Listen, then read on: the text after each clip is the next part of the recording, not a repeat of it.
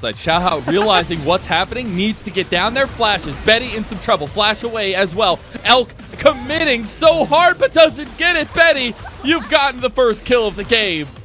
Sticking around, and now Chocho goes for the engage, and Hacker has no idea what has just been sprung on top of him. He goes down, and that's 2 kills for AL on the bot side of the map.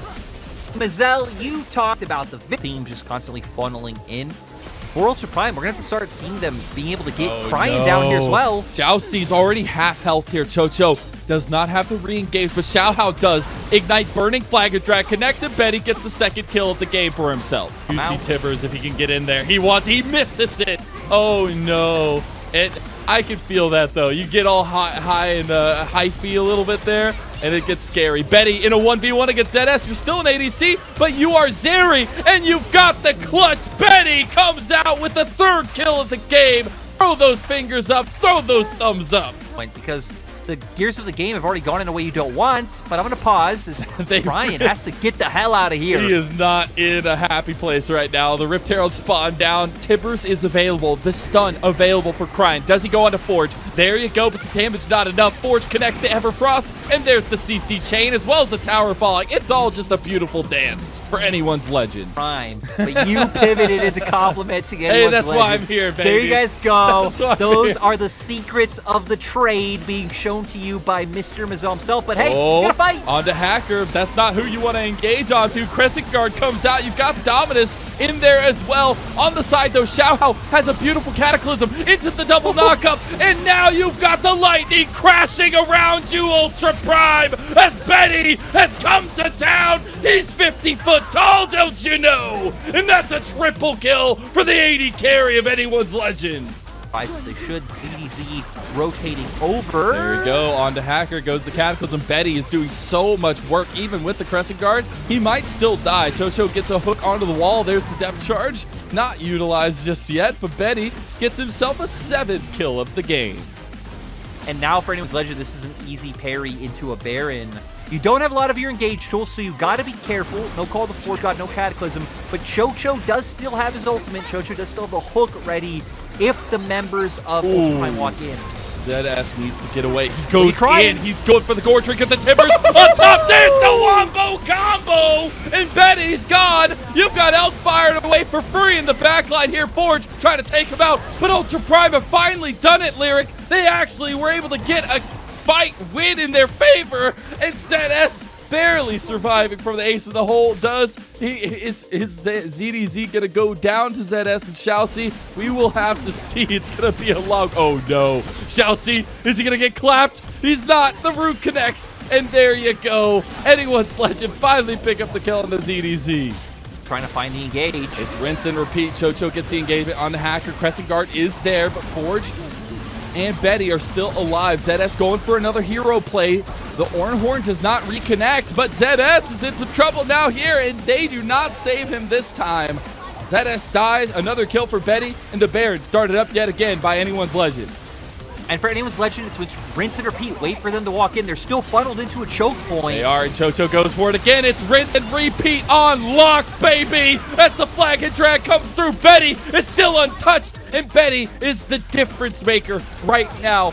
They're just going to go right back to it. 3rd time's the charm, Lyric, as anyone's legend do it again. Cryan does not have Tibbers. He does have the stun available. The Baron doing some work onto the health bars of anyone's legend here. And Elk able to get some shots in here with the crits, but the Everfrost connects, and ZS is not there to help this time. They do get the 1 back, but Betty cleans house with Forge, and they're right back onto it. This time, it's the 4th time's the charm here because Ultra Prime need to find something. And it did look like Hacker wanted to go for the engage. ZS is on the back here. He gets engaged on by Chocho himself. And now the Ornhorn is coming across here too. The lightning crashes. And again, it dashes Ultra Prime. Another flash engage. Chocho gets obliterated, but it doesn't matter. Look at Betty. Look at Betty. He's again just a beast. And it's not even close. Betty, the 50-foot-tall monster of anyone's legend. That's a full ace, except for Cryan, who is barely slinking away with sub 200 health. And that is another team fight win, another triple kill. Anyone's legend are here to stay. Anyone's Legend at least going to be able to pivot this one into a Dragon take. Looks like Forge going to push out mid first. I wonder if they're going to agree and go for both objectives. Ace, looks like Betty kind of hunting down Brian. Oh, he's not going to make it there in time. It will be another solo Dragon by Azeri, and it will be Betty actually walking away from the Dragon because it's a bit scary. But it is still another objective, and this is also Soul for Anyone's Legend, which is even more monumental to overcome now for Ultra Prime. Yeah, I mean, again, Ocean Soul coming out, especially when a lot of your damage is damage you would be putting off from a distance, right? The Caitlyn Karma Annie coming out. Going to be able to heal that up over time. But we're going to get the replay of what we did see. Again, Chojo just been fearless this whole time. Does chunk him in. Betty just on the back line. Does go with the ult right there to get the overcharge, get the more damage, movement speed, attack speed coming out. Chocho and ZDZ buying so much space for the rest of the team. And this is typically how a lot of front-to-back team fights will pan out, right? Who has, you know, the heavier front line will typically be the one who can come out ahead. When you add in the fact that for Anyone's Legend, they not only have the tankier champions, but their ADC is also the one that's accelerated, it's just like, yeah, Anyone's Legend will win a fight any day of the week. 11-1 on the Zeri, just now completing the Titanic Hydra as well. The AoE fights, the just team fights in general are looking so stacked for Anyone's Legend. They're breaking down the turrets as well, and they're trying to get these side lanes under wraps.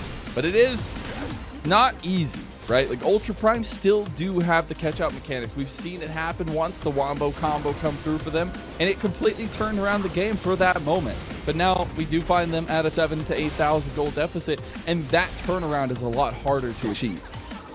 Yeah, I feel like the big problem right now is the fact that Betty did pick up that QSS, like you mentioned, now also having the Titanic Hydra for even more damage coming out, but can be able to get away if ZS finds that same stun he did earlier. But also, Betty has Flash.